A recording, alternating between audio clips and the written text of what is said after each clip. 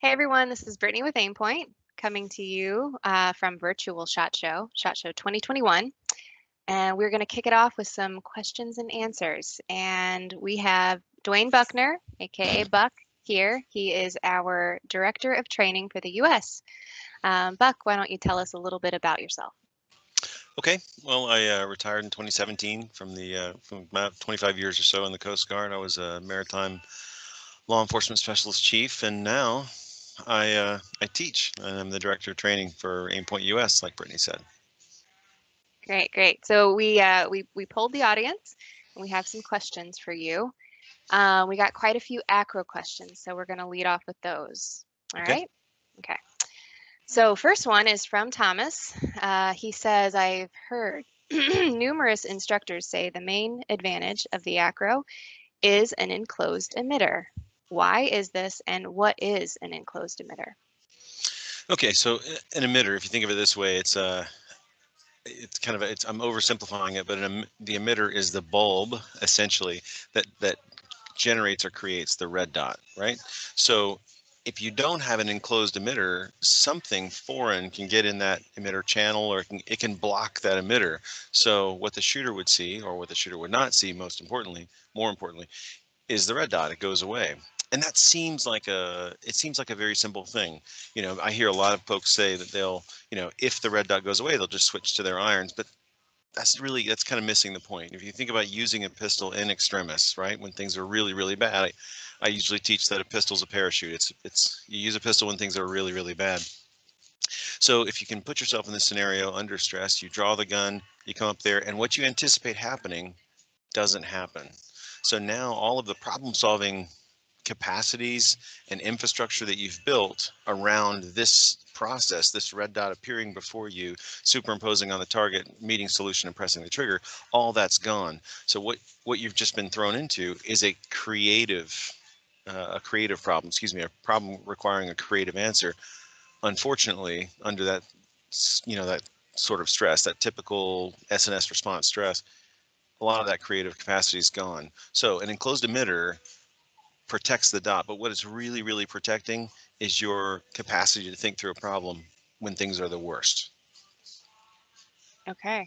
All right. Thank you. Hmm. Next question is from Zachary on Instagram. He wants to know if Aimpoint has any plans on making the Acro in a 1 MOA dot size as opposed to the 3.5 MOA dot size that it currently is. So I don't have any information on any reticles going forward, or anything like that. But what I will say is that the 3.5 MOA kind of bridges the gap between, some competition shooters will shoot the 6.5 MOA and really, really like it. Some folks that shoot, say, some greater distances like that 1 MOA dot. The 3.5 MOA dot bridges those two things.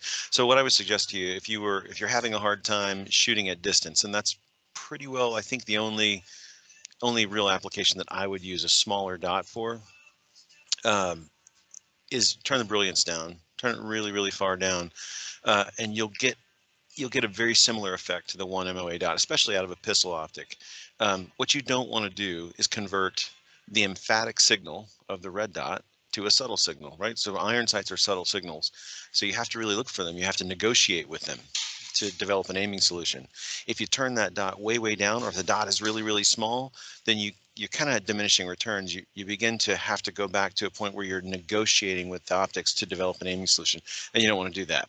Long story short, the 3.5 MOA bridges the gap. If you need a smaller MOA dot, turn the brilliance down, and that generally, for most shooters, works. Okay, great. And you mentioned subtle and emphatic signals. You did a video on that Yeah, for us, didn't you? you sure did. Yeah, yeah, it did. I think it goes into much greater depth than I did there. Yeah, okay. Yeah, so if anyone's interested, you can check it out on our YouTube channel. There's a series that Buck did for us a couple months ago. So, okay, next question. This question is from Ralph from Facebook. He says, I'm a longtime shooter and I'm having a hard time transitioning from irons to a red dot on my pistol. Any tips? Well, so yeah, I have some tips. Yeah, congratulations first of all, because it probably means you're a pretty good shooter. Um, so what I find, for Aimpoint, I typically teach transition courses for professionals, up and down the scale. So law enforcement professionals, military professionals, um, the shooters with the deepest experience, knowledge, skill set, breadth of knowledge. Those guys, those folks, um, they're the ones that experience what you're talking about, the difficulty in transitioning. And largely it's based on anxieties that occur at the end of the shot. Because what's happening when you're, as I said a little earlier, what's happening when you're presenting a pistol with iron sights is that you've developed a pretty good skill to pick up these subtle signals, negotiate with them, and then put everything else in concert to make the shot. What a red dot optic does is most of that work for you. So when you get to a certain point in the presentation, your work stops. And what I'm asking you to do as an instructor is to work a whole lot less. And for a lot of folks, a lot of folks that have developed skill set over the years, that's a hard thing to do. It's a hard thing to do. I tell people it's like losing your wallet or forgetting your keys somewhere. You're just, there's something that you're not doing, something that you're not doing. So first of all, make sure you're not overworking the process first, right? Second of all, maintain a target focus. And I know it's easy to say, and everybody's always said that. They told me that over irons, and then they told me to sprint back to the irons, as fast as I could to develop an aiming solution, then back to the target kind of anyway. So make sure you're maintaining a target focus. That's the most important thing, because it's the only real, well, it's not the only real advantage, but it's the principal advantage of a red dot. So two things: make sure you're not having those anxieties because you're overworking, you're looking for work to do. And then two is make sure your presentation's okay, because typically speaking, that's the biggest mechanical feature I see in terms of error. And then go slow, go really, really slow. Speed will develop very, very fast. And that's generally how I work anyway. If you're going fast, you're usually going wrong. And you're going to develop the wrong kind of skill. But anyway, go slow. Make sure you're maintaining a target focus, and don't work so hard. It's easy to convince people not to work so hard. Right, right. Okay, great. That was a good answer. Last acro question. Yeah, Okay. last acro question. Okay, how do I determine the best brightness setting for my acro sight? Okay, that's a good question. That's very, very interesting. Most of the time, I show up to people, and usually I ask to see their gun if there's an acro fitted, and it just looks like the surface of the sun. It just got so bright, because if it's a good thing, then a whole lot of it must be a better thing, kind of thing. And really, what you got to understand is that as long as you're getting the emphatic signal effect, in other words, if your visual cortex, which is an asympathetic part of your brain anyway, it kind of happens automatically on its own. If it's picking up that red dot, it's bright enough, right? If you see it without asking yourself to look for it, it's bright enough. So most of us are running those things much too bright, much too bright, which affects all kinds of things, such as battery life, all kinds of stuff. It really affects that.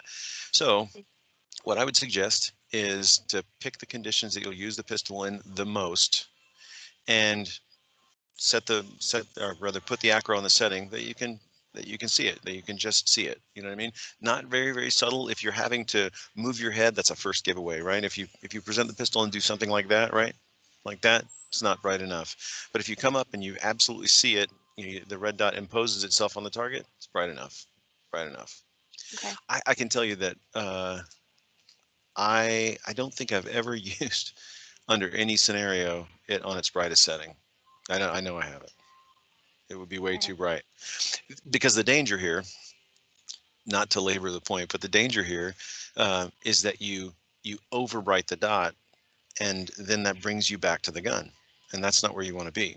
All right, because the principal benefit of this thing is that it asks you to stare at the target, make decisions down there. It frees up some mental capacity, front brain mental capacity, to make these decisions that we make, like, oh, I don't know, should I shoot this thing or not? So you don't want to do that. You don't want to interrupt that process, bring yourself back to the gun. It's not a good thing. It's in defiance of the key benefit. Okay. Is that a good answer? Mm-hmm. Make sense? Yeah. Okay. So you haven't run the brightest setting, broad daylight or anything? No, I don't think I ever Haven't have. found? Yeah, Okay. I haven't found. So maybe if I was under a spotlight somewhere, something like that, some artificial light, like, but I haven't experienced that. I Okay. haven't escaped from prison with one though, so. Well, There's You know, the always. spotlights. That's pretty okay. Okay. So that's all for the Acro questions. We're moving away from that. We have two more questions that are kind of more on the training side. Okay. So Dominic from Facebook asked, what are some good drills to employ using a red dot sight? Okay, good. That's a good question, Dominic. You know, it's interesting in the training industry. It feels like the more complex the drill, the better it teaches you, or the better the instructor, largely speaking. With red dot sights, especially teaching somebody to use these to their benefit, the more simple the drill, the better they are. So with the rifle, I would say an up drill is the most important thing that you can do, because really all you're doing with this red dot sight is presenting the rifle in such a way that allows the red dot to present itself superimposed on the target and develop a solution for you. Because if you're not really doing that, you know, if you're doing anything else, then you start to erode the benefit of the red dot sight, right? Because this should be kind of an automatic process. So if you have a rifle fitted with a red dot sight and you're doing up drills and the red dot is appearing without you thinking about it, it's doing its job. Anything else, it's not.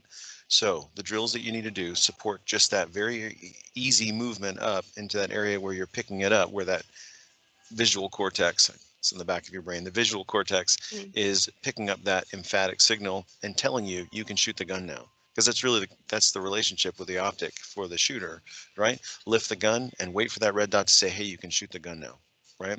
When all of your decision making is downrange, making decisions downrange as opposed to uprange, you know. Okay. So with a pistol, excuse me, with the Acro, presentation is the drill. I think 100% of the time, when I'm teaching transition courses, in other words, law enforcement officers, they'll be in holster when I leave. I spend the majority of time on presentation because that's really what it comes down to. Most people over-present. If you're a right-handed shooter, you'll over-present to the left. No mystery as to why most right-handed shooters their error pattern is low and left, because it's a combination of anticipation and their natural over-presentation to the left, and the opposite for a left-handed shooter. So when we present, especially if you've been shooting irons for a long time, when you present, what happens is you pick up that front sight and you're counting on your brain coming back to the gun and driving the gun, fixing the gun. With a red dot, you don't want that, because that erodes the benefit, right? So you need a perfect presentation towards the target. So you're just waiting for that emphatic flash that says you've got an aiming solution and you can press the trigger. So, you know, lining out your presentation is very, very important. What you don't want to do is, you know, kind of a sloppy presentation and you get down to the end and start doing the circle, you know, looking for it, Mm-hmm. because that brings you back to the optic. So now you're not problem solving down there, you're problem solving here at the gun, and that's not that you're directly attacking the benefit of it. Then I hear a lot of folks say, um, you know, if you lose the red dot, find the irons, and there'll be the red dot. And my usual answer to that is, if you lose the red dot and find your iron, shoot the gun. Yeah, 'cause you're at solution. But anyway, yeah. So up drills and presentation are the most important, by far the most important, because they deliver the red dot to your focal plane. Okay. Okay. All right. Last question. Okay. Okay. What are the attributes of a red dot sight in CQB? Close quarters battle. Okay, so I've kind of been hitting all around it um,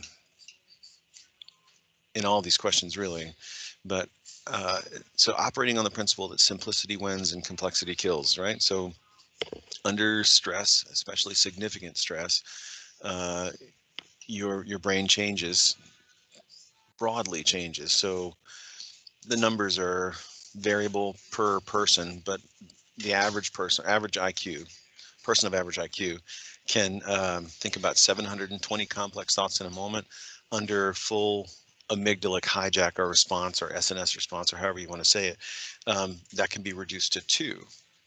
And that's significant. That's a gradient of loss that is almost indescribable to us, because we walk around with these very extravagant things, you know, the IDAs, I call them, right? So, well, I'd have done this and I'd have done that, you know, that because we're thinking with this big 720 powered brain, if you want to think of it that way. when you are facing an existential threat, a good way to think of it is when you're falling out of the airplane or living through the avalanche or holding your breath in deep water. Much of that capacity goes away, and you need a very, very simple answer to a very complex problem. So when you're raising any weapon system to engage another human being or any target, there's some steep questions to be answered. Heretofore, without a red dot sight, you have to negotiate, as I said a little earlier, you have to negotiate with this mechanical, good friend of mine calls it a language, negotiate with this mechanical language to get the gun aligned, right? So you're asking questions of the gun, you're problem solving at the gun. With a red dot sight, all of that is done. All of that is done. There's no two planes that you have to align. There's no subtle signals that you have to find and then direct and maintain. With a red dot sight, you find the red dot superimposed on the target while staring at the target and press the trigger if it's appropriate. You can also query the target. You're required to query the target longer. In other words, is that a cell phone or is that a pistol? You know, those kinds of things. If you have those capacities vestigial to the situation, if they remain with you. But it's giving you your best shot at making good decisions downrange as opposed to close. I find that most people are more accurate under stress with red dot sights in CQB, like in a shoot house. Most folks are far more accurate with red dot sights because really all that aiming solution is done for you, and you know it's I hate to use the word mindless, but it really is kind of mindless, and that's a good thing. I mean, that's a very, very good thing because the gun itself, the mechanical operation of the gun should be mindless. If you're concentrating here, which is a pretty common thing, but if you're concentrating here, then that decision is mindless because you really can't bifurcate the process. You know what I mean? You're thinking about this or you're thinking about that. The twain won't meet, you know, kind of thing. So red dot sights are good because they offshore, my term, they offshore the hardest work in the process and let you, whatever you have remaining can be used for the most critical problem solving in the scenario. I was kind of rambling, but I hope I got it. I think you did. Okay, great. That's all we had for this round of questions. Okay. So All right. we're here all week, everyone. Send your questions in. For Buck, we'll be doing some more Q&A with him. And we will see you around the virtual SHOT Show booth. Thanks for the questions.